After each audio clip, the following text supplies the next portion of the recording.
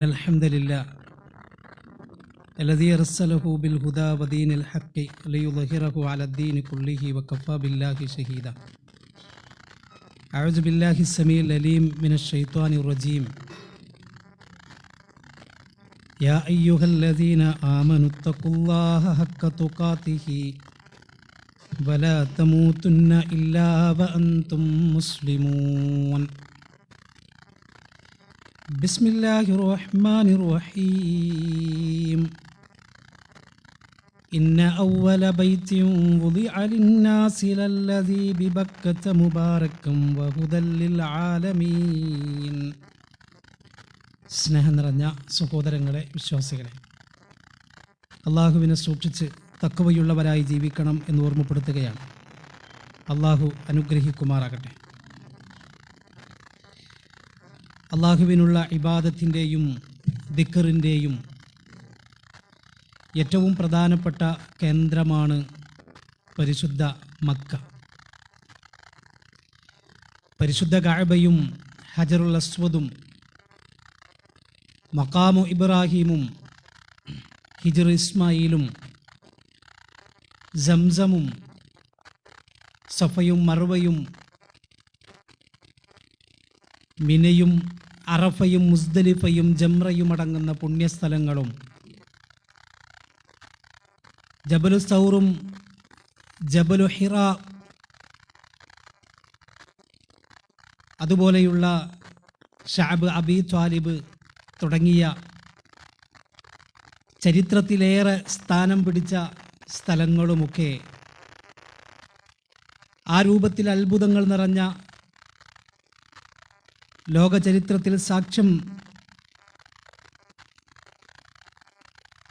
ലോകചരിത്രത്തിൽ ഇടം പിടിച്ച ഏറ്റവും പ്രധാനപ്പെട്ട സ്ഥലമാണ് പരിശുദ്ധ മക്ക എന്നുള്ളത്. അതൊരു പുണ്യഭൂമിയാണ്. ഇസ്ലാമിൻ്റെ ഷിആറുകളെക്കുറിച്ച് അറിയുകയും ഇസ്ലാമിൻ്റെ ഷിആറുകളെ മനസ്സിലാക്കുകയും അതിലൂടെ ആ ഷിആറുകളെ ബഹുമാനിക്കാൻ സാധിക്കുകയും ചെയ്യുക എന്നത് വിശ്വാസിയുടെ ബാധ്യതയാണ്. ഇസ്ലാമിൻ്റെ ചിഹ്നങ്ങളെക്കുറിച്ച് പഠിക്കണം, അറിയണം. ذَلِكَ وَمَنْ يُعَظِّمْ شَعَائِرَ اللَّهِ فَإِنَّهَا مِنْ تَقْوَى الْقُلُوبِ. അള്ളാഹുവിൻ്റെ ചിഹ്നങ്ങളാണ്, മതചിഹ്നങ്ങളാണ്. അതിനെ ആർക്കാണോ ആദരിക്കാനും ബഹുമാനിക്കാനും സാധിച്ചത്, തീർച്ചയായും അതവൻ്റെ ഹൃദയത്തിൻ്റെ തഖ്വയുടെ അടയാളമാണ്, അത് തഖ്വയുടെ ഭാഗമാണ് എന്ന് വിശുദ്ധ ഖുർആൻ നമ്മളെ പഠിപ്പിക്കുന്നുണ്ട്. അള്ളാഹുവിൻ്റെ ചിഹ്നങ്ങളെ ആദരിക്കുക എന്നതാണ്, ആരാധിക്കുക എന്നതല്ല. അതാണ് വിശുദ്ധ ഖുർആൻ കഅബയെക്കുറിച്ച് പറഞ്ഞിടത്ത് പറഞ്ഞത് ഫല്യഅ്ബുദു റബ്ബ ഹാസൽ ബൈത്ത്. കഅബയെ ആരാധിക്കലല്ല, ആ കഅബയുടെ നാഥനെയാണ് നിങ്ങൾ ആരാധിക്കേണ്ടത് എന്ന് വിശുദ്ധ ഖുർആൻ നമ്മളെ പഠിപ്പിക്കുന്നുണ്ട്. നോക്കൂ, നിങ്ങൾ ഇന്ന് നമ്മൾ ചർച്ച ചെയ്യുന്ന വിഷയം പരിശുദ്ധ കഅബാലയം എന്നതാണ്. ആ കഅബാലയവുമായി ബന്ധപ്പെട്ട് ചരിത്രങ്ങളിൽ, ഇസ്ലാമിക ചരിത്രത്തിൽ നമുക്ക് കാണാൻ കഴിയും. അതുപോലെ തന്നെ ആ കഅബാലയവുമായി ബന്ധപ്പെട്ട് അതിൻ്റെ പ്രത്യേകതകളും മഹത്വങ്ങളും വിശദീകരിച്ച ഹദീസുകളും നമുക്ക് വായിക്കാൻ കഴിയും. ലോകത്ത് അല്ലാഹുവിനെ ആരാധിക്കാൻ വേണ്ടി ആദ്യമായി നിർമ്മിച്ച ഭവനമാണ് പരിശുദ്ധ കഅബാലയം. ഇന്ന അവ്വല ബൈത്തിൻ വുദിഅ ലിന്നാസി ബിബക്കത മുബാറകൻ വഹുദൽ ലിൽ ആലമീൻ. അവിടെ അല്ലാഹു പ്രയോഗിച്ചൊരു പദം ബിബക്കത മുബാറകൻ എന്നാണ്. മക്കയുടെ മറ്റൊരു പേരായിട്ടാണ് ബക്ക എന്ന് വിശുദ്ധ ഖുർആൻ പറഞ്ഞത്. അനുഗ്രഹീതമാക്കപ്പെട്ട ബക്ക, അനുഗ്രഹീതമാക്കപ്പെട്ട ഭവനം എന്നൊക്കെ വിശുദ്ധ ഖുർആൻ ഈ പള്ളിയെ, കഅബാലയത്തെക്കുറിച്ച് പറയുന്നുണ്ട്. ആദ്യമായി നിർമ്മിച്ച, അള്ളാഹുവിനെ ആരാധിക്കാൻ ലോകത്താദ്യമായി നിർമ്മിച്ച പള്ളിയാണ് പരിശുദ്ധ കഅബാലയം. കഅബ എന്ന പേരിൽ തന്നെ വിശുദ്ധ ഖുർആൻ പറയുന്നുണ്ട്, ജഅലല്ലാഹുൽ കഅബത്തൽ ബൈത്തൽ ഹറാം ഖിയാമൻ ലിന്നാസ്. ഈ പരിശുദ്ധ ഭവനത്തെ കഅബാലയത്തെ ജനങ്ങളുടെ നിലനിൽപ്പിനായി അല്ലാഹു സുബ്ഹാനഹു വ തആല നിലനിർത്തിയിരിക്കുന്നു, അതിന് കാരണമാക്കിയിരിക്കുന്നു എന്ന് വിശുദ്ധ ഖുർആൻ പറയാണ്. മാത്രവുമല്ല, മറ്റൊരു സ്ഥലത്ത് ഈ ഭവനത്തെ വിശേഷിപ്പിച്ചത് പുരാതന ഭവനമെന്നാണ്. വല്യത്തവഫു ബിൽ ബൈത്തിൽ അതീഖ്. ആ പുരാതന ഭവനത്തെ നിങ്ങൾ തവാഫ് ചെയ്യുക, പ്രദക്ഷിണം ചെയ്യുക എന്ന് വിശുദ്ധ ഖുർആൻ പറയുന്നുണ്ട്. കഅബാലയം കെട്ടിയുയർത്തിയത് മഹാനായ ഇബ്രാഹിം അലൈഹിസ്സലാത്തു വസ്സലാമും ഇസ്മായിൽ അലൈഹിസ്സലാത്തു വസ്സലാമും കൂടിയാണ്.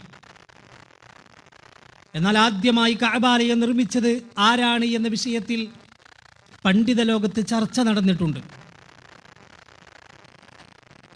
അത് മലക്കുകളാണെന്നും ആദം അലൈഹിസ്സലാത്തു വസ്സലാമാണെന്നും അതിനുശേഷം പിൽക്കാലത്ത് പല കാലങ്ങളിലായി ഘട്ടങ്ങളിലായി ആ കഅബാലയം പുതുക്കിപ്പണിതുവെന്നും കെട്ടിയുയർത്തിയെന്നൊക്കെ ചരിത്രത്തിൽ കാണാൻ കഴിയും. ഏതായിരുന്നാലും ഒരു കാര്യം ഉറപ്പാണ്, ഇബ്രാഹിം അലൈഹിസ്സലാത്തു വസ്സലാമും ഇസ്മായിൽ അലൈഹിസ്സലാത്തു വസ്സലാമും ആ കഅബാലയം അവിടെ പണിയുന്നതിന് മുൻപേ ആ ഒരു സ്ഥാനം അവിടെയുണ്ട്. അവിടെ ഒരു സ്ഥാനം ആദ്യമേ ഉണ്ടായിരുന്നു അവിടെ. അതുകൊണ്ടാണ് ഇബ്രാഹിം അലൈഹിസ്സലാത്തു വസ്സലാം ആ മക്കയുടെ വിജനമായ പ്രദേശത്ത് തൻ്റെ ഭാര്യയെയും മകനെയും തനിച്ചാക്കി തിരിച്ചു പോകുമ്പോൾ ഇബ്രാഹിം അലൈഹിസ്സലാത്തു വസ്സലാം ഒരു പ്രാർത്ഥന നടത്തുന്നുണ്ട്. അന്നവിടെ കഅബാലയമില്ല. അതിനും എത്രയോ വർഷങ്ങൾക്ക് ശേഷമാണ്, ചില റിപ്പോർട്ട് പ്രകാരം 35 വർഷത്തിന് ശേഷമാണ് ഈ കഅബാലയത്തിൻ്റെ പണി ആരംഭിച്ചത് എന്നൊക്കെ കാണാൻ കഴിയും. ഇസ്മായിൽ നബിയുടെ 33-ാമത്തെ വയസ്സിലാണെന്നും ഇസ്മായിൽ നബിയുടെ 35-ാമത്തെ വയസ്സിലാണെന്നൊക്കെ പറയുന്നു, അല്ലാഹു ആലം. ഏതായിരുന്നാലും വർഷങ്ങൾക്ക് ശേഷമാണ് കഅബാലയത്തെ കെട്ടിയുയർത്തുന്നത്. പക്ഷേ ആദ്യമായി മക്കയിൽ വന്ന് തിരിച്ചു പോകുമ്പോൾ ഇബ്രാഹിം അലൈഹിസ്സലാത്തു വസ്സലാം നടത്തുന്നൊരു ദുആയിൽ പറഞ്ഞൊരു വാചകമുണ്ട്, അല്ലാഹുവേ, എൻ്റെ മക്കളെ എൻ്റെ കുടുംബത്തെ ഞാനിതാ ഇവിടെ തനിച്ചാക്കി തിരിച്ചു പോവുകയാണ്. ആ സമയത്ത് പ്രയോഗിച്ചൊരു വാചകമുണ്ട്, ഇന്ദ ബൈത്തിക്കൽ മുഹറം, നിന്റെ പരിശുദ്ധമായ ഭവനത്തിൻ്റെ അരികിൽ എന്ന്. ഇതെപ്പോഴാ പറയുന്നത്? ആദ്യമായി മക്കയിലേക്ക് വന്ന സമയത്ത്. അന്നവിടെ കഅബയില്ല. അന്ന് ഇസ്മായിൽ നബി ചെറുതാണ്, അമ്മിഞ്ഞ കുടിക്കുന്ന മുലപ്പാൽ കുടിക്കുന്ന പ്രായമാണ്, വേറെ ആരും അവിടെ ഇല്ല. അപ്പോൾ ഇബ്രാഹിം അലൈഹിസ്സലാത്തു വസ്സലാം ഇസ്മായിൽ നബി അലൈഹിസ്സലാത്തു വസ്സലാമും കൂടി കഅബാലയം പണിയുന്നതിന് മുൻപേ തന്നെ അത്തരമൊരു സ്ഥാനം അവിടെ ഉണ്ടായിരുന്നു എന്നാണ് ഇതിൽ നിന്നും നമുക്ക് മനസ്സിലാക്കാൻ കഴിയുന്നത്. ആ ഒരു സ്ഥലത്താണ് ഇബ്രാഹിം നബിയും ഇസ്മായിൽ നബിയും കൂടി കഅബാലയത്തെ കെട്ടിയുയർത്തുന്നത്. ആ രംഗം ഖുർആൻ ഇങ്ങനെയാണ് പറഞ്ഞത്, വഇദ് യർഫഉ ഇബ്രാഹീമുൽ ഖവാഇദ മിനൽ ബൈത്തി വ ഇസ്മായിൽ. ഇബ്രാഹിം നബിയും ഇസ്മായിൽ നബിയും കൂടി കഅബാലയത്തെ കെട്ടിയുയർത്തിയ സന്ദർഭം നബിയെ താങ്കൾ ഓർക്കുക എന്നതാണ്. ഈ ഒരു രംഗം ഇമാം ബുഖാരി അദ്ദേഹത്തിൻ്റെ സ്വഹീഹിൽ സുദീർഘമായി വിശദീകരിക്കുന്നുണ്ട്. ഞാനതിന് ചില ആശയങ്ങൾ മാത്രം നിങ്ങളെ ശ്രദ്ധയിൽപ്പെടുത്താം. ഇസ്മായിൽ നബിയെയും ഉമ്മയായ ഹാജറിനെയും മക്കയിൽ തനിച്ചാക്കി തിരിച്ചുപോയി.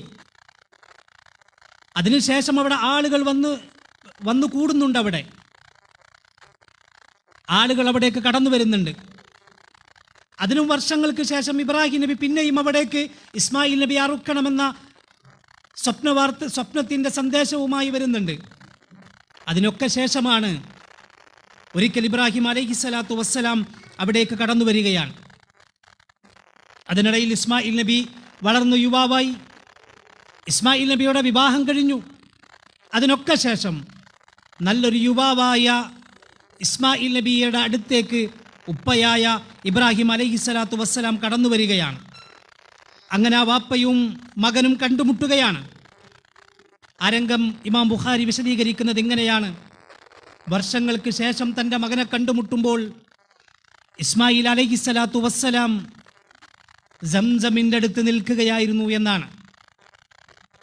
അവിടെ വെച്ചാണ് ഇബ്രാഹിം നബിയും ഇസ്മായിൽ നബിയും വീണ്ടും കണ്ടുമുട്ടുന്നത്. ആ സമയത്ത് മകനെ വിളിക്കുകയാണ് ഇബ്രാഹിം നബി അലൈഹിസ്സലാത്തു വസ്സലാം, യാ ഇസ്മായിൽ ഇന്നല്ലാഹ അമറനി ബി അംറിൻ. ഇസ്മായിൽ, ഇതാ അള്ളാഹു എന്നോടൊരു കാര്യം കൽപ്പിച്ചിരിക്കുന്നു. ഒരു പ്രത്യേകമായ അള്ളാഹുവിൻ്റെ കൽപ്പനയുമായിട്ടാണ് ഞാൻ വന്നിട്ടുള്ളത്. ഇത് കേട്ട മാത്രയിൽ ഇസ്മായിൽ അലൈഹിസ്സലാത്തു വസ്സലാം പറഞ്ഞു, ഫസ്നഅ മാ അമറക റബ്ബുക്. ഉപ്പ, നിങ്ങളുടെ റബ്ബ് എന്താണോ പറഞ്ഞത്, നിങ്ങളുടെ റബ്ബ് എന്താണോ കൽപ്പിച്ചത്, അത് താങ്കൾ നിറവേറ്റുക. വതുഈനുനി. ഇബ്രാഹിം നബി ഇസ്മായിൽ നബിയോട് ചോദിക്കുകയാണ്, മോനെ നീ എന്നെ സഹായിക്കോ? അള്ളാഹു കൽപ്പിച്ച ആ കാര്യം നിറവേറ്റാൻ നീ എന്നെ സഹായിക്കോ? ഇസ്മായിൽ അലൈഹിസ്സലാത്തു വസ്സലാം പറഞ്ഞു, തീർച്ചയായും ഉപ്പാനെ അതെ, വഅഈനുക, താങ്കളെ ഞാൻ സഹായിക്കുക തന്നെ ചെയ്യും. നോക്കൂ നിങ്ങൾ, ഇസ്മായിൽ നബി അലൈഹിസ്സലാത്തു വസ്സലാം ഉപ്പക്ക് ആശ്വാസത്തിൻ്റെ വർത്തമാനങ്ങൾ പറഞ്ഞു കൊടുക്കുകയാണ്. ഏത് കാര്യവും അങ്ങനെയാണ്. ഇസ്മായിൽ അലൈഹിസ്സലാത്തു വസ്സലാമിനെ സംബന്ധിച്ചിടത്തോളം ആ ഉമ്മയുടെ മടിത്തട്ടിൽ കൃത്യമായ ദീനനുസരിച്ച് വളർന്ന ഒരു യുവാവാണ് ഇസ്മായിൽ അലൈഹിസ്സലാത്തു വസ്സലാം. ഉപ്പയുടെ സാമീപ്യം അവിടെ ഉണ്ടായിട്ടില്ല. അന്ന് പോയതാ, പിന്നെ വന്നത് അറുക്കണമെന്ന് പറയാനാ. ഉപ്പയെ അതുവരെ കണ്ടിട്ടില്ല ഇസ്മായിൽ നബി അലൈഹിസ്സലാത്തു വസ്സലാം. ആ സമയത്ത് വന്ന്, മോനെ നിന്നെ അറുക്കണമെന്ന് പടച്ച റബ്ബിന്റെ കൽപ്പനയുമായി ഞാൻ വന്നിരിക്കുന്നുവെന്ന് പറയുമ്പോ, ഇന്നി അറാ ഫിൽ മനാമി അന്നി അസ്ബഹുക ഫൻദുർ മാദാ തറാ, എന്താണ് നിന്റെ അഭിപ്രായമെന്ന് ചോദിക്കുന്നുണ്ട്. ആ സമയത്ത് ഇസ്മായിൽ നബി അലൈഹിസ്സലാത്തു വസ്സലാം ഉപ്പക്ക് നൽകുന്ന ഒരു മറുപടിയുണ്ട്, ഫൻദുർ മാദാ തറാ, എന്താണ് മോനെ നിന്റെ അഭിപ്രായമെന്ന് ചോദിക്കുമ്പോൾ അവിടെ പറയുന്നൊരു വാചകമുണ്ട്, യാ അബതിഫ് അൽ മാ തുഅ്മർ സതജിദുനി ഇൻഷാ അല്ലാഹു മിനസ് സ്വാബിരീൻ. ഉപ്പ, നിങ്ങൾ എന്താണോ റബ്ബ് പറഞ്ഞത് താങ്കളത് നിറവേറ്റുക. താങ്കളോട് എന്താണോ റബ്ബ് പറഞ്ഞത് താങ്കളത് നിറവേറ്റുക. നോക്കൂ നിങ്ങൾ, ഇബ്രാഹിം അലൈഹിസ്സലാത്തു വസ്സലാം ഒരു പ്രവാചകനാണ് എന്ന് ഇസ്മായിൽ നബിക്ക് ആര് പഠിപ്പിച്ചു? അള്ളാഹുവിനെ കുറിച്ച് ഇസ്മായിൽ നബിക്ക് ആര് പഠിപ്പിച്ചു? നാളെ പരലോകത്ത് വെച്ച് കാണാം ഉപ്പ എന്ന് ഇസ്മായിൽ നബി ഇബ്രാഹിം നബിയോട് പറഞ്ഞിട്ടുണ്ടെങ്കിൽ, അത് വിശുദ്ധ ഖുർആൻ നമ്മളെ പഠിപ്പിച്ചിട്ടുണ്ടെങ്കിൽ, ആ പരലോകത്തെക്കുറിച്ച് ആ മോന് ആര് പഠിപ്പിച്ചു? ഉമ്മയായ ഹാജർ പഠിപ്പിച്ചു. വാപ്പ ഇതുവരെ കണ്ടിട്ടില്ല. അന്ന് പോയതാ, ചെറുപ്പത്തിൽ അവിടെ കൊണ്ടുവന്നാക്കി തിരിച്ചു പോയതാ, പിന്നെ വരുന്നത് മോനെ നിന്നെ അറുക്കണമെന്ന് പറയാനാ. ആ സമയത്ത് ഇസ്മായിൽ നബി പറഞ്ഞു, ഉപ്പ, നിങ്ങൾ എന്താണോ പടച്ച റബ്ബ് കൽപ്പിച്ചത് അത് നിങ്ങൾ നിറവേറ്റുക എന്ന്. അങ്ങനെയാണ് ആ മകൻ്റെ മറുപടി. എന്നിട്ട് ഇബ്രാഹിം നബി ഒരു പ്രദേശം ചൂണ്ടിക്കാണിച്ചു, ഒരു സ്ഥലം ചൂണ്ടിക്കാണിച്ചു. എന്നിട്ട് പറഞ്ഞു, അള്ളാഹുവിൻ്റെ കൽപ്പന അവിടെ ഒരു ഭവനം പണിയണമെന്നാണ്, അവിടെ ഒരു മന്ദിരം പണിയണമെന്നാണ്. അങ്ങനെ ഇസ്മായിൽ നബിയും ഇബ്രാഹിം നബിയും കൂടി അവിടെ ആ കഅബാലയം കെട്ടിയുയർത്തുകയാണ്. അള്ളാഹുവിൻ്റെ കൽപ്പന പ്രകാരമാണത്. അങ്ങനെ വിശുദ്ധ ഖുർആൻ പറയുന്നുണ്ട് ആ രംഗം. ഇവർ രണ്ടുപേരും ഓരോ കല്ലെടുത്ത് വെക്കുമ്പോഴും പറയുന്ന വാചകം, റബ്ബനാ തഖബ്ബൽ മിന്നാ ഇന്നക അൻതസ് സമീഉൽ അലീം. രണ്ടുപേരും കൂടി പ്രാർത്ഥിച്ചു എന്നാണ്, അള്ളാഹുവേ ഞങ്ങളിൽ നിന്നും ഇത് സ്വീകരിക്കണേ നാഥ. ഒരു പ്രാവശ്യമല്ല, മറിച്ച് ഓരോ കല്ലെടുത്ത് വെക്കുമ്പോഴും ഈ രണ്ടുപേരും ഈ പ്രാർത്ഥന പ്രാർത്ഥിച്ചുകൊണ്ടാണ് അത് നിർവഹിച്ചത് എന്നാണ് നമുക്ക് കാണാൻ കഴിയുന്നത്.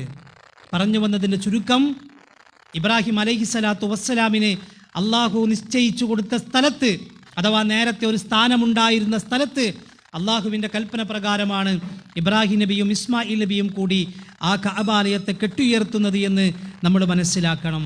ഇതാണ് ലോകത്ത് അള്ളാഹുവിനെ ആരാധിക്കാനുള്ള ഒന്നാമത്തെ ഭവനം. ഇതാണ് ആദ്യത്തെ ഭവനം. ഇതാണ് അനുഗ്രഹീത ഭവനം. ലോക മുസ്ലിമീങ്ങളുടെ കിബലയായി അള്ളാഹു കഅബയെ നിശ്ചയിച്ചിട്ടുണ്ട്. ലോക മുസ്ലിമീങ്ങളുടെ കിബലയാണ് കഅബ. ലോകത്തെവിടെയുള്ള മനുഷ്യന്മാരായാലും ഒരു മുസ്ലിമിൻ്റെ കിബില കഅബയാണ്. ഖുർആൻ പറയുന്നുണ്ട്, ഖദ് നറാ തഖല്ലുബ വജ്ഹിക ഫിസ്സമാ ഫലനുവല്ലിയന്നക ഖിബ്ലതൻ തർലാഹാ. നബി സല്ലല്ലാഹു അലൈഹി വസല്ലമയോട് അല്ലാഹ് പറയാ, നബിയേ, താങ്കളുടെ കണ്ണുകൾ ആകാശത്ത് വട്ടമിട്ട് പറക്കുന്നത് ഞാൻ കാണുന്നുണ്ട്. നബി സല്ലല്ലാഹു അലൈഹി വസല്ലം നമസ്കാരം നിർബന്ധമാക്കിയ അന്ന് മുതൽ മസ്ജിദുൽ അഖ്സക്ക് നേരെയാണ് കിബിലയായി സ്വീകരിച്ചിരുന്നത്. അന്നു മുതൽ മസ്ജിദുൽ അഖ്സയാണ് കിബില. റസൂലുള്ളാഹി സ്വല്ലല്ലാഹു അലൈഹി വസല്ലമക്ക് വല്ലാത്ത ആഗ്രഹമുണ്ടായിരുന്നു ഈ മസ്ജിദുൽ ഹറമിനെ കിബിലയായി കിട്ടിയിരുന്നെങ്കിൽ എന്ന്. മസ്ജിദുൽ ഹറമിനെ കിബിലയായി കിട്ടിയിരുന്നെങ്കിലെന്ന് പ്രവാചകൻ സല്ലല്ലാഹു അലൈഹി വസല്ലമയുടെ മനസ്സിൽ ആഗ്രഹം ഉണ്ടാകുമ്പോൾ റസൂലുള്ളാഹി ആകാശത്തേക്ക് നോക്കും, വഹ്യുമായി മലക്ക് വരുന്നുണ്ടോ, ജിബ്രീൽ വരുന്നുണ്ടോ എന്ന്. ഇല്ല, മക്കയിൽ വെച്ച് വന്നില്ല. മദീനയിലേക്ക് പോയി 17 മാസക്കാലത്തോളം മസ്ജിദുൽ അഖ്സക്ക് നേരെ തിരിഞ്ഞ് നമസ്കരിച്ചു. അങ്ങനെ ഹിജ്റ 2-ാം വർഷം സുബഹിന്റെ സമയം, സുബഹിക്ക് വേണ്ടി നമസ്കരിക്കാൻ വേണ്ടി തയ്യാറെടുക്കുകയാണ്. അതിൻ്റെ ഏതാനും സമയങ്ങൾക്ക് മുൻപാണ് അള്ളാഹുവിൻ്റെ കൽപ്പനയുമായി ജിബ്രീൽ അലൈഹിസ്സലാത്തു വസ്സലാം കടന്നു വരുന്നത്. എന്നിട്ട് ഈ ആയത്ത് ഓതി കൊടുക്കുകയാണ്. ഖദ് നറാ തഖല്ലുബ വജ്ഹിക ഫിസ്സമാ ഫലനുവല്ലിയന്നക ഖിബ്ലതൻ തർലാഹാ. നബിയേ, താങ്കളുടെ മുഖം, താങ്കളുടെ കണ്ണുകൾ ആകാശത്ത് വട്ടമിട്ട് പറക്കുന്നത് ഞാൻ കാണുന്നുണ്ട്. താങ്കളുടെ ഇഷ്ടമാണ്, മനസ്സിൻ്റെ ആഗ്രഹമാണത്, എനിക്ക് മനസ്സിലാകുന്നുണ്ട്. അതുകൊണ്ട് താങ്കളുടെ ഇഷ്ടപ്രകാരം ഇന്നു മുതൽ, അടുത്ത നമസ്കാരം മുതൽ കഅബാലയത്തെ മസ്ജിദുൽ ഹറമിനെ കിബിലയായി സ്വീകരിച്ചു കൊള്ളുക. ഫവല്ലി വജ്ഹക ശത്റൽ മസ്ജിദുൽ ഹറാം. ഇന്നു മുതൽ മസ്ജിദുൽ ഹറമാണ് കിബില, അതിന് നേരെ തിരിക്കുക. വഹൈസുമാ കുന്തും ഫവല്ലു വുജൂഹക്കും ശത്റ. എവിടെയായിരുന്നാലും അതിൻ്റെ നേർക്കാണ് തിരിയേണ്ടത്. നോക്കൂ നിങ്ങൾ, മുസ്ലിമീങ്ങളുടെ കിബിലയാണ്, ജീവിച്ചിരിക്കുന്നവരുടെ മാത്രമല്ല, മരണപ്പെട്ടവൻ്റെയും കിബിലയാണ് പരിശുദ്ധ കഅബാലയം. ഒരാൾ മരിച്ചാൽ നമ്മൾ ഖബറിൽ വെക്കുമ്പോൾ ചരിച്ചു കിടത്തൂലേ? കഅബക്ക് നേരെയാണ്, കിബിലക്ക് നേരെയാണ് ആ മയ്യത്തിനെ ചരിച്ചു കിടത്തുന്നത്. എന്ന് പറഞ്ഞാൽ ജീവിച്ചിരിക്കുന്നവൻ്റെയും മരണപ്പെട്ടവൻ്റെയും കിബിലയാണ് പരിശുദ്ധ കഅബാലയം എന്ന് നമ്മൾ മനസ്സിലാക്കണം. തീർന്നില്ല, അവിടുത്തെ ഒരു റക്അത്തിന് 1,00,000 റക്അത്തിന്റെ പ്രതിഫലമാണ്. പരിശുദ്ധ കഅബാലയത്തിൽ സ്വലാത്തും ഫിൽ മസ്ജിദിൽ ഹറാം അഫ്ളലു മിൻ 100,000 സ്വലാഹ്. ഒരു നമസ്കാരത്തിന് 1,00,000 നമസ്കാരത്തിന്റെ പ്രതിഫലം. ആലോചിച്ച് നോക്കൂ നിങ്ങൾ, ലോകത്ത് മറ്റൊരു പള്ളിയിലും ഇല്ല അത്. 1,00,000 റക്അത്തിന്റെ 1,00,000 നമസ്കാരത്തിന്റെ പ്രതിഫലം ഒരു നമസ്കാരത്തിന് കിട്ടുന്ന പള്ളി അതാണ് കഅബാലയം, അതാണ് മസ്ജിദുൽ ഹറം. തീർന്നില്ല, നിങ്ങൾ ഏതെങ്കിലും പള്ളിയിലേക്ക്, ഏതെങ്കിലും പ്രത്യേകമായ പുണ്യകേന്ദ്രം, പുണ്യമാഗ്രഹിച്ചുകൊണ്ട് സിയാറത്ത് ടൂർ ചെയ്യുന്നുവെങ്കിൽ, നിങ്ങൾ സിയാറത്ത് നടത്തുന്നുവെങ്കിൽ ലോകത്ത് 3 പള്ളിയിലേക്കല്ലാതെ മറ്റൊരു പള്ളിയിലേക്ക് പാടില്ല എന്ന് നബി സല്ലല്ലാഹു അലൈഹി വസല്ലമ പറയുന്നുണ്ട്. 3 പള്ളി, അതിലൊന്നാമത്തെ പള്ളിയാണ് മസ്ജിദുൽ ഹറം. ലാ തുശദ്ദുർ റിഹാൽ ഇല്ലാ ഇലാ സലാസത്തി മസാജിദ. 3 പള്ളിയിലേക്കല്ലാതെ നിങ്ങൾ പ്രത്യേകമായ പുണ്യം ആഗ്രഹിച്ചുകൊണ്ട് യാത്ര ചെയ്യല്ലേ എന്നാണ്. ലോകത്ത് 3 പള്ളികൾ കഴിഞ്ഞാൽ ബാക്കി എല്ലാ പള്ളിയും ഒരുപോലെയാണ്. ഇന്ന മഹാന്റെ ഖബറുണ്ടവിടെ, ഇന്ന മഹാന്റെ ജാറമുണ്ടവിടെ, ഇന്ന മഹാന്റെ ഉറൂസ് നടക്കുന്നുണ്ടവിടെ. ഇല്ല, ഭീമാ പള്ളിയായാലും ഏറുവാടി പള്ളിയായാലും ഏത് ലോകത്ത് ആകാശത്തിന് കീഴെ ഈ 3 പള്ളി കഴിഞ്ഞാൽ ഒന്ന് മസ്ജിദുൽ ഹറമാണ്, മസ്ജിദുൽ നബവിയാണ്, മസ്ജിദുൽ അഖ്സയാണ്. ഈ 3 പള്ളി കഴിഞ്ഞാൽ ലോകത്തെല്ലാ പള്ളിയും ഒരുപോലെയാണ് എന്ന് റസൂലുള്ളാഹി സ്വല്ലല്ലാഹു അലൈഹി വസല്ലമ പഠിപ്പിക്കുകയാണ്. നമ്മൾ മനസ്സിലാക്കണം, തവാഫ് ചെയ്യാൻ കൽപ്പിക്കപ്പെട്ട ഒരേ ഒരു കേന്ദ്രം, ഒരേ ഒരു ഭവനം, അത് പരിശുദ്ധ കഅബാലയം മാത്രമാണ്. മറ്റൊരു ഭവനത്തിൻ്റെ ചുറ്റും തവാഫ് ചെയ്യാൻ പാടില്ല. പുണ്യമാഗ്രഹിച്ചുകൊണ്ട് തവാഫ് ചെയ്യാൻ പറഞ്ഞിട്ടുള്ള ഏക കേന്ദ്രം അത് പരിശുദ്ധ കഅബാലയം മാത്രമാണ് എന്ന് നമ്മൾ മനസ്സിലാക്കണം. ഇങ്ങനെ സഹോദരങ്ങളെ, പരിശുദ്ധ കഅബാലയത്തിന്, മസ്ജിദുൽ ഹറമിന് ഈ രൂപത്തിൽ വലിയ പ്രത്യേകതകളും പ്രാധാന്യവും മഹത്വങ്ങളും വിശദീകരിച്ച ധാരാളം ഹദീസുകൾ ഈ വിഷയത്തിൽ നമുക്ക് കാണാൻ കഴിയും. ഇനി നോക്കൂ നിങ്ങൾ, കഅബയുമായി ബന്ധപ്പെട്ട് ചില ചരിത്ര സംഭവങ്ങളുണ്ട്. ഒരിക്കൽ യമൻ ഭരിച്ചിരുന്ന അബ്രഹത്ത് രാജാവ് യമൻ ഭരിച്ചിരുന്ന അബ്രഹത്ത് രാജാവ്, ആ അബ്രഹത്ത് രാജാവ് തീരുമാനിക്കുകയാണ് കഅബാലയത്തെ പൊളിക്കാൻ വേണ്ടി, കഅബാലയത്തെ തകർക്കാൻ വേണ്ടി തീരുമാനിക്കുകയാണ്. അങ്ങനെ കഅബാലയത്തെ തകർക്കാൻ വേണ്ടി മക്കയിലേക്ക് കടന്നു വന്ന അബ്രഹത്ത് രാജാവും സൈന്യവും അള്ളാഹുവിൻ്റെ അതിശക്തമായ രൂപത്തിൽ ആ സൈന്യത്തെ തകർത്ത് അവിടെ നിന്ന് തിരിച്ചു പോകേണ്ടി വന്നുവെന്ന് വിശുദ്ധ ഖുർആൻ നമ്മളെ പഠിപ്പിക്കുന്നുണ്ട്. സൂറത്തുൽ ഫീൽ ആ രംഗം ഇങ്ങനെ വിശദീകരിക്കുന്നുണ്ട്. അബ്രഹത്ത് രാജാവ് യമനിലെ ഒരു വലിയ ക്രിസ്തീയ ദേവാലയം പണിതു എന്നാണ്. മക്കയിലേക്ക് ആളുകൾ പോകുന്നത് തടയാൻ യമനിൽ വലിയൊരു ക്രിസ്തീയ ദേവാലയം പണിതു അബ്രഹത്ത് രാജാവ്. എന്നിട്ട് എല്ലാവരോടും പറഞ്ഞു, ഇനി ആരും മക്കയിലേക്ക് പോകരുത്, ഇനി ആരും കഅബയിലേക്ക് പോകരുത്, എല്ലാവരും ഇങ്ങോട്ട് വരണം എന്ന് പറഞ്ഞ് ആളുകളെ തടഞ്ഞുവെന്ന് മാത്രമല്ല ഭീഷണിപ്പെടുത്തി. അതിന് പ്രതികാരമായി അന്നത്തെ അവിടെ ഉണ്ടായിരുന്ന ഒരറബി ചെയ്തത് ഈ ക്രിസ്തീയ ദേവാലയത്തിലേക്ക് കടന്നു ചെന്ന് അവിടെ മലമൂത്ര വിസർജനം നടത്തിയെന്നാണ്. അദ്ദേഹത്തെ ഉപദ്രവിക്കുകയും ഒക്കെ ചെയ്തുവെന്ന് ചരിത്രം വേറെ പറയുന്നുണ്ട്. പക്ഷേ അദ്ദേഹം ഈ അബ്രഹത്ത് രാജാവ് ചെയ്ത തോന്യാസത്തിന് പ്രതികാരമായി ചെയ്ത ഒരു പ്രവൃത്തിയായിരുന്നു അത്. അവസാനം ഇതൊന്നും കണ്ടിട്ട് ആളുകൾ നിൽക്കുന്നില്ല. ആളുകൾ പോവാണ് മക്കത്തേക്ക്, ഹജ്ജിന് പോകാണ്. അവരോട് പറഞ്ഞു, ഹജ്ജിന് അങ്ങോട്ട് പോകണ്ട, എല്ലാവരും ഇങ്ങോട്ട് വരണം, നിങ്ങൾക്ക് എന്ത് സൗകര്യം വേണമെങ്കിലും ഞങ്ങൾ ചെയ്തു തരാം എന്ന് അബ്രഹത്ത് രാജാവ് പറഞ്ഞു. അവസാനം അതൊന്നും ആളുകൾ കേട്ടില്ല. പിന്നെ അബ്രഹത്ത് രാജാവ് തീരുമാനിച്ചു, ഇനിയുള്ള പോംവഴി കഅബയെ തകർക്കുക എന്നതാണ്. കഅബയെ തകർക്കാൻ ആനപ്പട്ടാളവുമായി അബ്രഹത്ത് രാജാവും സൈന്യവും മക്കയിലേക്ക് പുറപ്പെടുകയാണ്. കഅബാലയത്തിൻ്റെ കുറച്ചപ്പുറത്ത് വെച്ച് ആ ആനപ്പടയുടെ കാലുകൾ താഴോട്ട് ആഴ്ന്നു പോവുകയാണ്. എങ്ങനെ നോക്കിയിട്ടും കഅബാലയത്തിന് നേരെ നടക്കാൻ ആനകൾക്ക് കഴിയുന്നില്ല. അതിൻ്റെ എതിർഭാഗത്തേക്ക് തിരിച്ചാൽ ആനകൾ അങ്ങോട്ട് പോകും, വേറെ ഭാഗത്തേക്ക് തിരിച്ചാൽ ആനകൾ അങ്ങോട്ട് പോകും. പക്ഷേ കഅബാലയത്തിന് നേരെ മാത്രം ആനകൾ പോകുന്നില്ല. ആ രംഗം വിശുദ്ധ ഖുർആൻ ഇങ്ങനെ പറയുന്നുണ്ട്, അലം തറ കൈഫ ഫഅല റബ്ബുക ബിഅസ്ഹാബിൽ ഫീൽ. അല്ലാഹു ചോദിക്കുകയാണ്, അലം തറ, നീ കണ്ടില്ലേ എന്നാണ്. നീ കണ്ടില്ലേ? കൈഫ ഫഅല റബ്ബുക ബിഅസ്ഹാബിൽ ഫീൽ. ആനക്കാരെ കൊണ്ട് നിന്റെ റബ്ബ് എന്താണ് ചെയ്തത് എന്ന് നീ കണ്ടില്ലേ? അലം യജഅൽ കൈദഹും ഫീ തദ്ലീൽ. അവരുടെ കുതന്ത്രങ്ങളെല്ലാം അല്ലാഹു തകർത്തു കളഞ്ഞില്ലേ? വഅർസല അലൈഹിം ത്വയ്റൻ അബാബീൽ. അബാബീൽ എന്ന പക്ഷികളെ ആ സൈന്യത്തിന് നേരെ പടച്ച റബ്ബ് അയക്കുകയാണ്. ഇനിയോ തർമീഹിം ബിഹിജാറത്തിൻ മിൻ സിജ്ജീൽ ഫജഅലഹും കഅസ്ഫിൻ മഅകൂൽ. ചുട്ടുപഴിപ്പിച്ച ഇഷ്ടിക കഷ്ണങ്ങൾ കൊണ്ട് അല്ലാഹു സുബ്ഹാനഹു വ തആല ആനപ്പട്ടാളത്തെ തകർത്തു കളഞ്ഞുവെന്നാണ്. നോക്കൂ നിങ്ങൾ, ഖുറൈശികൾ വലിയ സംഘബലമുള്ളവരായിരുന്നു. പക്ഷേ ആനപ്പട്ടാളത്തെ അന്നു വരെ നേരിട്ട് ഖുറൈശികൾക്ക് പരിചയമില്ല. ആര് വന്നാലും നേരിടാനുള്ള ധൈര്യവും ചങ്കുറപ്പും എല്ലാം അവർക്കുണ്ട്. പക്ഷേ ആനപ്പട്ടാളത്തെ ഇന്നു വരെ അവർ നേരിട്ടിട്ടില്ല.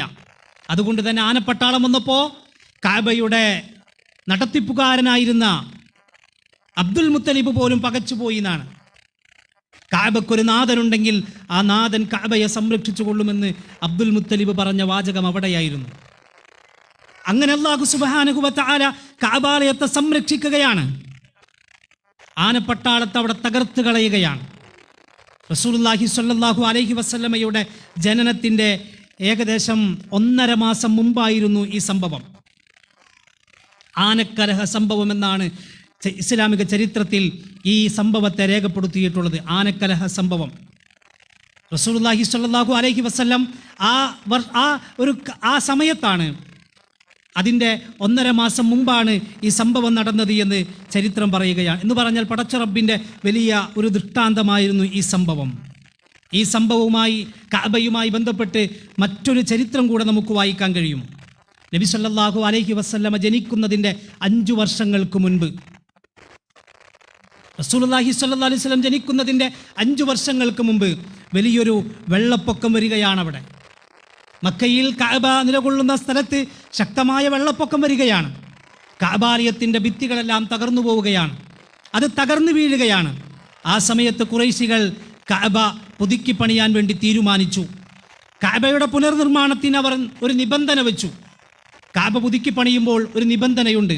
പൈസ വേണമല്ലോ, സമ്പത്ത് വേണമല്ലോ. പക്ഷേ ഹലാലല്ലാത്തൊരു റിയാല് പോലും ഒരാളും ഇതിലേക്ക് തരാൻ പാടില്ല. എന്താ അങ്ങനെ ഒരു നിബന്ധന വെക്കാൻ കാരണം എന്നറിയോ? അവരുടെ കയ്യിലുള്ളത് മദ്യം വിറ്റ പൈസയാണ്. അവരുടെ കൈകളിലുള്ളത് വ്യഭിചാരവുമായി ബന്ധപ്പെട്ട പൈസകളാണ്. അവരുടെ കൈകളിലുള്ളത് പലിശയുമായി ബന്ധപ്പെട്ട പൈസകളാണ്.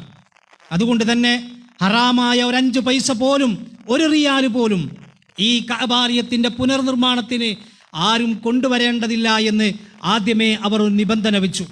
ഒരാളും ഹറാമായ സമ്പാദ്യം ഇവിടേക്ക് കൊണ്ടുവരരുത് എന്നവർ പറഞ്ഞു. അങ്ങനെ പണമൊക്കെ സ്വരൂപിച്ചു. പണമൊക്കെ സ്വരൂപിച്ചു കഴിഞ്ഞപ്പോൾ ആ സ്വരൂപിച്ച പൈസ കൊണ്ട് കഅബാലയത്തെ ഉയർത്തിയവർ കുറേ ഉയർത്തി കഴിഞ്ഞപ്പോൾ അത് പൂർത്തിയാക്കാനുള്ള ഹലാലായ സമ്പാദ്യം അവരുടെ കയ്യിലില്ല. കഅബാലയത്തിൻ്റെ ആദ്യമുണ്ടായിരുന്ന അതേ അവസ്ഥയിൽ ആ പണി പൂർത്തിയാക്കാനുള്ള പൈസ ഇല്ലാഞ്ഞിട്ടല്ല, പക്ഷെ ഹലാലായ പൈസ അവരുടെ കയ്യിലില്ല. അവിടെ വെച്ച് അവർ പണി നിർത്തി. അതാണ് ഹിജർ ഇസ്മായിൽ എന്നുള്ള രൂപത്തിൽ ഒരു ആർച്ച് പോലെ കഅബാലയത്തിൻ്റെ ഒരു ഭാഗത്ത് നമ്മൾ കണ്ടിട്ടില്ലേ, ഹിജർ ഇസ്മായിൽ എന്ന് പറഞ്ഞൊരു വളച്ചു കെട്ടിയ രൂപത്തിൽ ഒരു ആർച്ച് പോലെ അവിടെ വെച്ച് ആ പണി നിർത്തി എന്നാണ്. മക്കയിലെ ഖുറൈശികളായ ആളുകൾ നബി സല്ലല്ലാഹു അലൈഹി വസല്ലമയുടെ ആ ജനനവുമായി ബന്ധപ്പെട്ട സമയത്ത്, അല്ലെങ്കിൽ റസൂലുള്ളാഹി സ്വല്ലല്ലാഹു അലൈഹി വസല്ലമയുടെ ജനനത്തിൻ്റെ 5 വർഷം മുമ്പ് നടന്ന ഒരു സംഭവവുമായി ബന്ധപ്പെട്ട് ഈ ചരിത്രം നമുക്ക് വായിക്കാൻ കഴിയും. അങ്ങനെയാണ് ആ സംഭവം അവിടെ ഹിജർ ഇസ്മായിൽ എന്നറിയപ്പെടുന്നത്. ആ കഅബയിൽ അവർ ഉയർത്തിയിട്ടില്ല ആ ഭാഗം, അവിടെ വെച്ച് പണി നിർത്തിയെന്നാണ്. ഈ സംഭവത്തെക്കുറിച്ച് ഇമാം ബുഖാരി റിപ്പോർട്ട് ചെയ്യുന്നുണ്ട്, ഇമാം മുസ്ലിം റിപ്പോർട്ട് ചെയ്യുന്നുണ്ട്. ആയിഷ ബീവി റളിയല്ലാഹു അൻഹ ചോദിക്കുന്നുണ്ട്, അള്ളാഹുവിൻ്റെ പ്രവാചകരെ, ഹിജർ ഇസ്മായിൽ എന്ന ഭാഗം അത് കഅബയിൽ പെട്ടതാണോ എന്ന് ചോദിക്കുന്നുണ്ട്. അപ്പോൾ റസൂലുള്ളാഹി സ്വല്ലല്ലാഹു അലൈഹി വസല്ലം മറുപടി പറഞ്ഞു, നഅം, അതെ, അത് കഅബയിൽ പെട്ടതാണ്. അപ്പോൾ ആയിഷ ബീവി ചോദിച്ചു, നബിയെ, എന്തുകൊണ്ടാണ് അത് ഉയർത്താതിരുന്നത് എന്ന് ചോദിക്കുമ്പോൾ നബി സല്ലല്ലാഹു അലൈഹി വസല്ലം മറുപടി പറയുന്നത്, അതിനുള്ള പൈസ, ഹലാലായ പൈസ തികഞ്ഞില്ല എന്നാണ്. അതിനുള്ള ഹലാലായ പൈസ തികഞ്ഞില്ല, അതുകൊണ്ട് അവിടെ വെച്ച് പണി അവസാനിപ്പിച്ചു എന്ന് പറയുന്നുണ്ട്. ആ സമയത്ത് ആയിഷ ബീവി ചോദിക്കുന്ന ഹദീസിൻ്റെ ഒരു രൂപം നിങ്ങളുടെ മുന്നിൽ പറയുക മാത്രമാണ് ചെയ്യുന്നത്. ആയിഷ ബീവി റളിയല്ലാഹു അൻഹ ചോദിക്കുന്നുണ്ട്, അള്ളാഹുവിൻ്റെ പ്രവാചകരെ, എന്തുകൊണ്ടാണ് അതിൻ്റെ വാതിൽ ഉയർന്നു നിൽക്കുന്നത്? ഭൂമിയിൽ നിന്ന് കഅബയുടെ വാതിൽ നമ്മൾ കണ്ടിട്ടില്ലേ, കഅബ അതിൻ്റെ വാതിൽ കുറച്ച് ഉയർന്നിട്ടാണ്. എന്തുകൊണ്ടാണ് നബിയെ അതിൻ്റെ വാതിൽ ഉയർന്നു നിൽക്കുന്നത്? ആ സമയത്ത് നബി സല്ലല്ലാഹു അലൈഹി വസല്ലമ അതിന് മറുപടി കൊടുക്കുന്നുണ്ട്, ആയിഷ, നിൻ്റെ ജനതയുടെ പ്രവൃത്തിയാണത് എന്ന് പറഞ്ഞാൽ ഖുറൈശികളായ ആയിഷ ബിയോട് പറയാണ്, നിൻ്റെ ആളുകളുണ്ടല്ലോ, ഈ നാട്ടിലെ ആളുകളുണ്ടല്ലോ, അവരുടെ പ്രവൃത്തിയാണത്.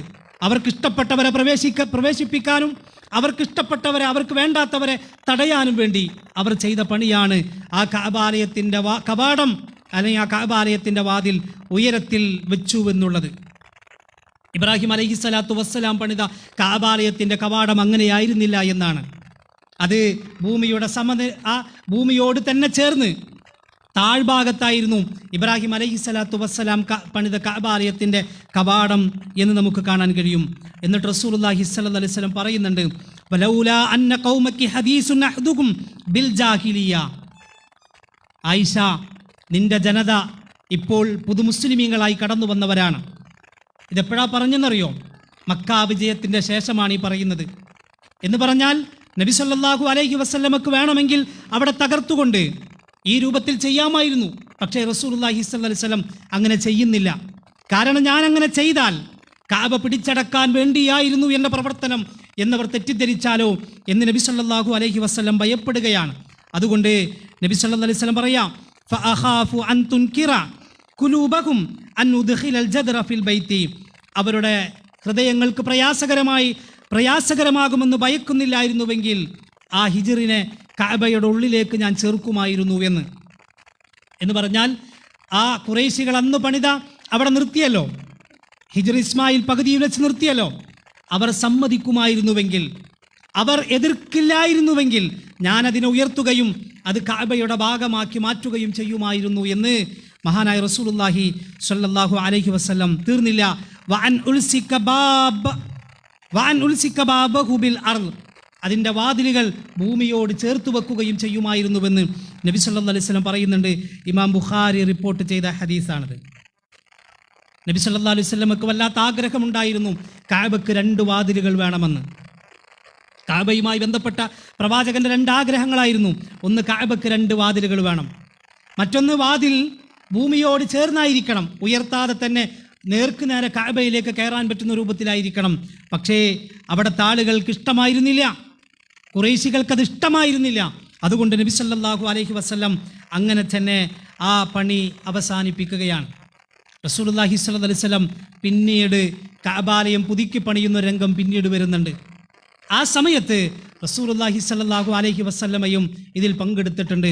ഏകദേശം നബി സല്ലല്ലാഹു അലൈഹി വസല്ലമയുടെ 34-ാമത്തെയോ 35-ാമത്തെയോ വയസ്സ് എന്നൊക്കെ ചരിത്രത്തിൽ വായിക്കാൻ കഴിയും. പ്രവാചകനാകുന്നതിന് മുമ്പേ കഅബാലയത്തിന് ഒരു ചെറിയ കേടുപാട് വന്നപ്പോൾ അതിനെ വീണ്ടും പുനർനിർമ്മിക്കാൻ ഉള്ള സമയത്ത് നബി സല്ലല്ലാഹു അലൈഹി വസല്ലം അതിൽ പങ്കെടുത്തിട്ടുണ്ട്.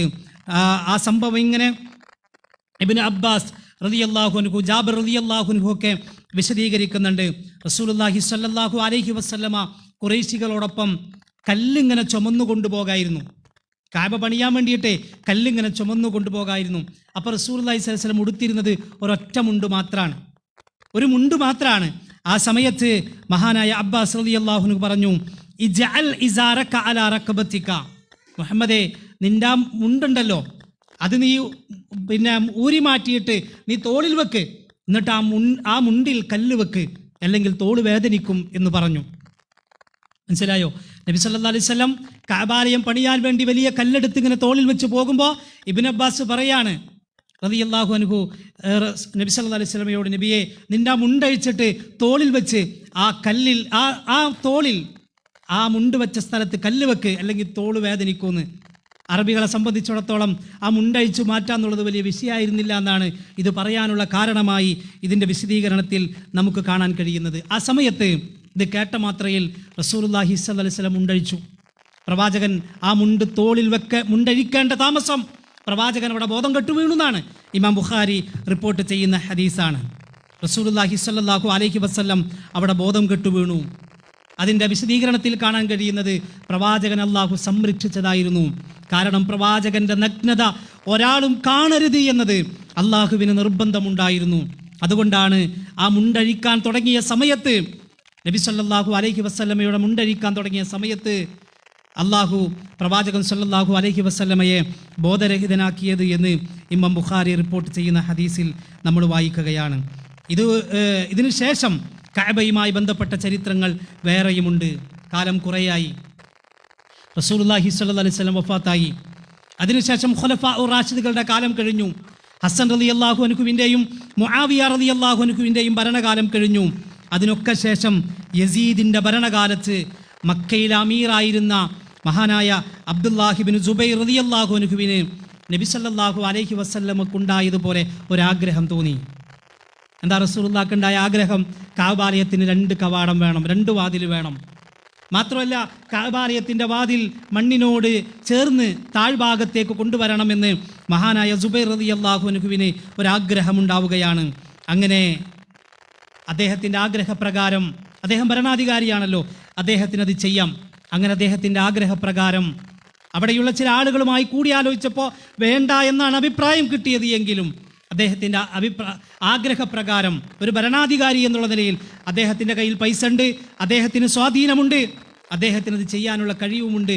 അതുകൊണ്ട് കഅബാലയത്തെ പൊളിക്കുകയും കഅബാലയത്തിന് 2 കവാടങ്ങൾ ഉണ്ടാക്കുകയും ആ കഅബാലയത്തിൻ്റെ കവാടം ഭൂമിയോട് ചേർത്ത് വെക്കുകയും ചെയ്തു.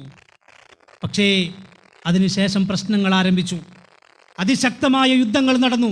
അവസാനം സംഘട്ടനത്തിനൊടുവിൽ മഹാനായ സുബൈർ റളിയല്ലാഹു അൻഹു വധിക്കപ്പെടുകയാണ്. ഹിജ്റ 73 ഈ സംഭവം. ഹിജ്റ 73 ഈ സംഭവം.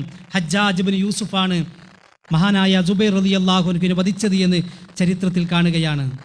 പിന്നീട് ഹജ്ജാജ് മക്കയിലെ ഭരണാധികാരിയായി.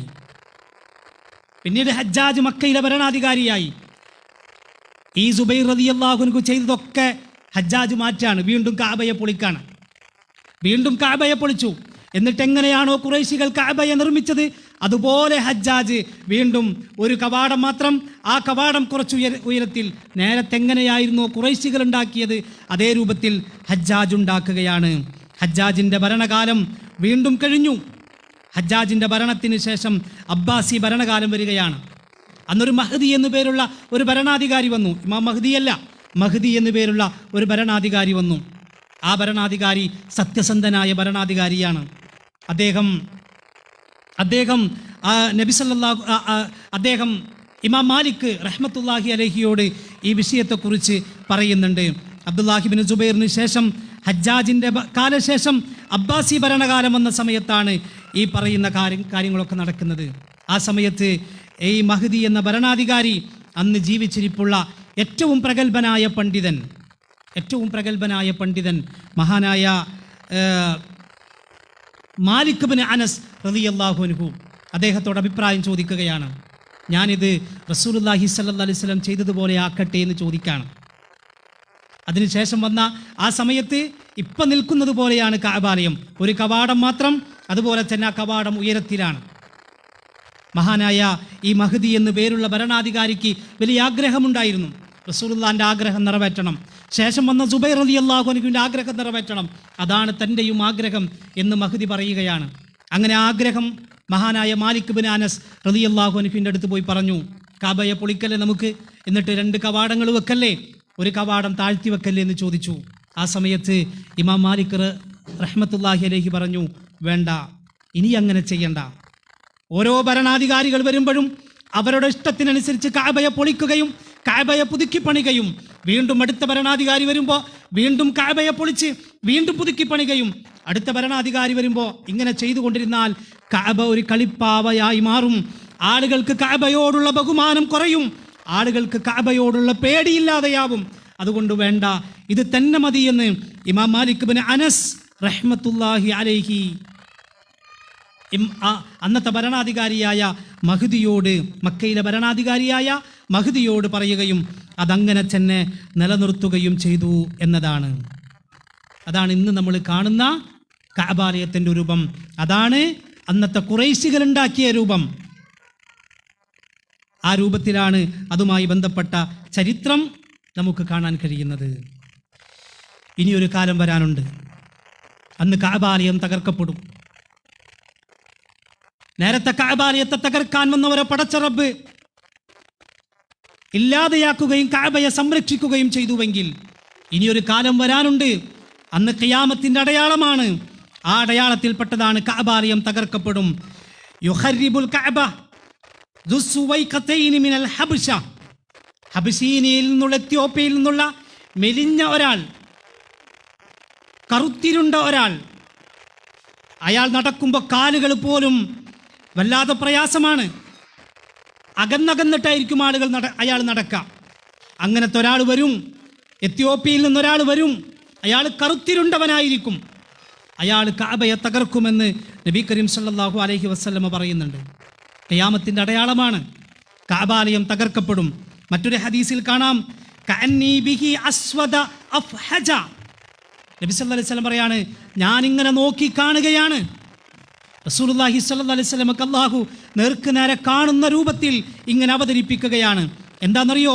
കഅന്നി ബിഹി അസ്വദ അഫ്ഹജ, കറുകറുത്തൊരു മനുഷ്യനാണ്, തുടകൾക്കിടയിൽ അകൽച്ചയുണ്ട്. യഖ്ലഉഹ ഹജറൻ ഹജറ, അവനതാ അതിൻ്റെ ഓരോ കല്ലും പൊളിച്ചു മാറ്റുകയാണ്. കഅബയെ പുതപ്പിച്ച കിസ്വ കീറിക്കളയുകയാണ്. കഅബയുമായി ബന്ധപ്പെട്ട സ്വർണങ്ങൾ അവൻ മോഷ്ടിക്കുകയാണ്, കൊള്ളയടിക്കുകയാണ്. കഅബാലയുമായി ബന്ധപ്പെട്ട് വായിച്ചു നോക്കിയാൽ കാണാം, കഅബാലയത്തിൻ്റെ കവാടത്തിൽ മാത്രം 250 കിലോ സ്വർണമുണ്ട് എന്നാണ്. അതല്ലാത്ത ചുമരിൽ വേറെയുമുണ്ട് എന്നാണ്. കഅബാലയത്തിൻ്റെ മേലെ നമ്മൾ സാധാരണ കേട്ടിട്ടുള്ള സ്വർണ്ണപ്പാത്തി എന്നൊക്കെ, അതൊക്കെ സ്വർണ്ണമാണ്, വിലപിടിപ്പുള്ളതാണ്. അതവൻ മോഷ്ടിച്ചു കൊണ്ടുപോകും എന്ന് ഇതുമായി ബന്ധപ്പെട്ട് നമ്മൾ കാണുകയാണ്. അന്ന് കഅബ പൊളിക്കപ്പെടും, അന്ന് അല്ലാഹു സംരക്ഷിക്കൂല കഅബയെ. എന്തേ കാരണം എന്നറിയോ? അന്ന് കഅബയെ ആർക്കും വേണ്ടാതെയാകും. എന്തുകൊണ്ടാണെന്നറിയോ? അന്ന് നല്ല മനുഷ്യന്മാരില്ലാതെയാകും. നബി സല്ലല്ലാഹു അലൈഹി വസല്ലം പറഞ്ഞു, ലാ തഖൂമുസ്സാഅ ഹത്താ ലാ യുഹജ്ജൽ ബൈത്ത്, ഹജ്ജ് നിർവഹിക്കപ്പെടാത്തൊരു കാലം വരും, അതല്ലാതെ ഖിയാമം സംഭവിക്കൂല. ഹജ്ജ് നിർത്തും, ഹജ്ജ് നടക്കാത്തൊരു കാലം വരും. ഹജ്ജ് നടക്കൂല. കാരണം എന്താ? നല്ല മനുഷ്യന്മാരില്ല, നിസ്കരിക്കുന്നവരില്ല. നിസ്കരിക്കുന്നവരുണ്ടെങ്കിലല്ലേ കഅബയെ വേണ്ടൂ. നിസ്കരിക്കാത്ത, ഹജ്ജ് നിർവഹിക്കാത്ത, പടച്ചറബിനെ പേടിയില്ലാത്ത, കഅബയെ ബഹുമാനിക്കാത്ത തികച്ചും നികൃഷ്ടരായ ഒരു വിഭാഗം ആളുകൾ അവസാന കാലത്ത് വരും. അന്ന് കഅബാലയം തകർക്കപ്പെടും. അത് അബസീനയിൽ നിന്നും എത്യോപ്യയിൽ നിന്നുള്ള കറുകറുത്ത ഒരു മനുഷ്യനായിരിക്കും കടന്നു വരിക. അവനിങ്ങനെ കഅബയെ പൊളിക്കുന്നതും അതിൻ്റെ ഓരോ കല്ലെടുത്തു മാറ്റുന്നതും അതിൻ്റെ കിസ്വ കീറിക്കളയുന്നതും അതിൻ്റെ സ്വർണം കൊള്ളയടിക്കപ്പെടുന്നതും ഞാനിങ്ങനെ കാണുന്നുവെന്ന് മുഹമ്മദ് നബി കരീം സല്ലല്ലാഹു അലൈഹി വസല്ലം. ഇതൊക്കെ സഹോദരങ്ങളെ ഹദീസിലുള്ളതാണ്. ഞാൻ അവസാനിപ്പിക്കുകയാണ്. നമ്മൾ മനസ്സിലാക്കണം, കഅബയെക്കുറിച്ചുള്ളൊരു ചെറിയ വിവരണം മാത്രമാണ് നിങ്ങളുടെ ശ്രദ്ധയിൽപ്പെടുത്തിയത്. ഇത്തരം അള്ളാഹുവിൻ്റെ ഷിആറുകളെ, അള്ളാഹുവിൻ്റെ ചിഹ്നങ്ങളെക്കുറിച്ച് നമ്മൾ പഠിക്കണം. ഇനി അവിടെയുണ്ട് മഖാമു ഇബ്രാഹിമുണ്ട്, ഹജറുൽ അസ്വദ് ഉണ്ട്, സ്വർഗത്തിലെ കല്ലാണ്. എന്തൊക്കെയാണെന്നറിയോ ഹജറുൽ അസ്വദിനെ കുറിച്ച് നബി സല്ലല്ലാഹു അലൈഹി വസല്ലം പറഞ്ഞത്? എന്താ മഖാമു ഇബ്രാഹിം എന്നറിയോ? അവിടെ സംസമുണ്ട്. സംസമിൻ്റെ പ്രത്യേകത പഠിച്ചിട്ടുണ്ടോ നമ്മൾ? അവിടെയുണ്ട് സഫയും മർവയുമുണ്ട്. ഇങ്ങനെയുള്ള ഷിആറുകളെ കുറിച്ച് അറിയണം, അതിൻ്റെ പ്രത്യേകത മനസ്സിലാക്കണം, അത് പഠിക്കണം നമ്മുടെ ജീവിതം. അതുകൊണ്ടാ ഞാൻ ആദ്യം ഓതി വെച്ച ആയത്തിൽ ആർക്കാണോ അള്ളാഹുവിൻ്റെ ഷിആറുകളെ ബഹുമാനിക്കാൻ കഴിയുക അതവൻ്റെ തഖ്വയുടെ അടയാളമാണ് എന്ന് മുഹമ്മദ് നബി കരീം സല്ലല്ലാഹു അലൈഹി വസല്ലമ പഠിപ്പിക്കുന്നുണ്ട്. അള്ളാഹുവിൻ്റെ ചിഹ്നങ്ങളെക്കുറിച്ച് അറിയുക, പഠിക്കുക, കൂടുതൽ കൂടുതൽ വായിക്കുക, കേൾക്കുക. അള്ളാഹു അനുഗ്രഹിക്കുമാറാകട്ടെ. അള്ളാഹു സുബ്ഹാനഹു വ തആല പടച്ച റബ്ബിനെ ഭയപ്പെട്ട് ജീവിക്കുന്ന യഥാർത്ഥ മുത്തഖീങ്ങളിൽ അള്ളാഹു നമ്മെ എല്ലാവരെയും ഉൾപ്പെടുത്തി അനുഗ്രഹിക്കുമാറാകട്ടെ. അള്ളാഹുവേ, ഞങ്ങളിൽ നിന്ന് മരണപ്പെട്ടു പോയ ഒരുപാട് ആളുകൾ, അവർക്ക് നീ മഗ്ഫിറത്തും മർഹമത്തും നൽകി അനുഗ്രഹിക്കണേ റഹ്മാനെ. അവരുടെ ഖബറുകൾ നീ വിശാലമാക്കി കൊടുക്കണേ റഹ്മാനെ. ഞങ്ങളുടെ മാതാപിതാക്കൾ, രോഗം കൊണ്ടും പ്രായം കൊണ്ടും പ്രയാസപ്പെടുന്നവർ, എല്ലാ അർത്ഥത്തിലും നീ അവർക്ക് സമാധാനം നൽകണേ റഹ്മാനെ. റഹ്മാനും റഹീമുമായ നാഥ, ഞങ്ങളുടെ മക്കളിലും ഞങ്ങളുടെ ഇണകളിലും മനസ്സിന് സമാധാനവും കണ്ണിന് കുളിർമയും നൽകണേ റഹ്മാനെ. അള്ളാഹുവേ, മരണസമയത്ത് ലാ ഇലാഹ ഇല്ലല്ലാഹ് ചൊല്ലി മരണപ്പെടുന്നവരിൽ നീ ഞങ്ങളെയൊക്കെ ഉൾപ്പെടുത്തണേ റഹ്മാനെ. റബ്ബനാ ആതിനാ ഫിദ്ദുനിയ ഹസന വഫിൽ ആഖിറതി ഹസനതൻ വഖിനാ അസാബന്നാർ. റബ്ബനാ ഹബ് ലനാ മിൻ അസ്വാജിനാ വസുർരിയാതിനാ ഖുർറത അഅ്യുൻ വജഅൽനാ ലിൽമുത്തഖീന ഇമാമാ. റബ്ബനാ തഖബ്ബൽ മിന്നാ ഇന്നക അൻതസ് സമീഉൽ അലീം വതുബ് അലൈനാ ഇന്നക അൻതത് തവ്വാബുർ റഹീം. ആമീൻ ആമീൻ ബിറഹ്മതിക യാ അർഹമർ റഹീമീൻ. അല്ലാഹുമ്മ സ്വല്ലി അലാ മുഹമ്മദിൻ വഅലാ ആലി മുഹമ്മദ് വൽഹംദുലില്ലാഹി റബ്ബിൽ ആലമീൻ. സുബ്ഹാനകല്ലാഹുമ്മ ബിഹംദിക് അഷ്ഹദു അൻ ലാ ഇലാഹ ഇല്ലാ അൻത അസ്തഗ്ഫിറുക വഅതൂബു ഇലൈക്. നമ്മളൊരു പുതിയ സുഹൃത്തുണ്ട്, അദ്ദേഹത്തെ ഒന്ന് പരിചയപ്പെടാം. നിങ്ങളൊന്ന് പരിചയപ്പെട്ടോ.